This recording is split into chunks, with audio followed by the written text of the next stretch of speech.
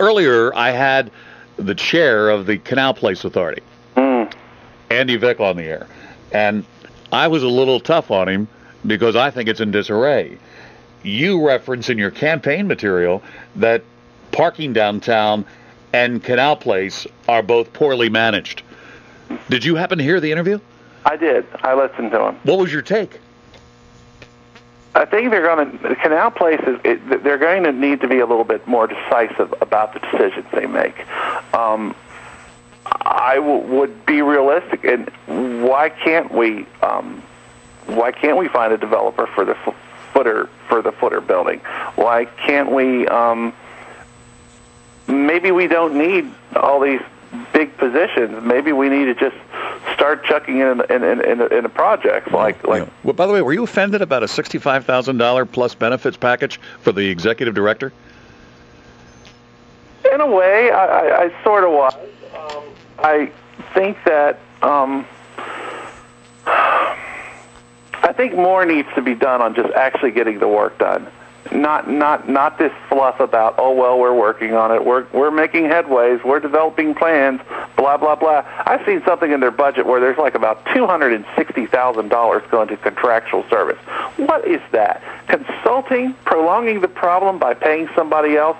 Why couldn't that have gone into the footer building, like fixing up the roof or mothballing it or fixing the gutters? That scaffolding is a very bad. It's a hazard. It might fall on a car one day. It needs to be taken down. The gutters, they're leaking. It's spilling all over the masonry. It's threatening the structural integrity of the building. The roof is the first thing anyone would address in preserving a building. Why can't we move forward to that? Why do we have to keep reserving the hotel for some hotel developer that has no intention on restoring the building? Why can't, like you said, someone step forward, wanted a financing package, wanted to take the footer building? Why can't we entertain these serious proposals? That's my question. Albert Keener is a candidate for city council.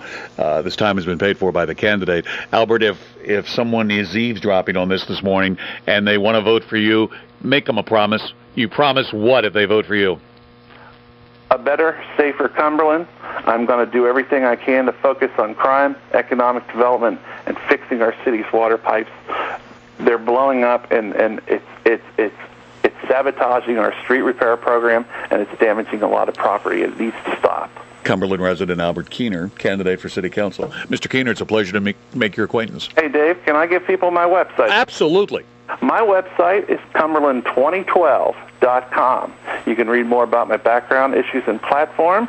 I also have a donation sign and a link if you want a yard sign or volunteer to email me. Or you can always call me at 301-876-4861. Cumberland2012.com is the web address. Phone number is 301-876-4861. Thanks, Albert. Bye-bye. Bye-bye. Bye. 1029.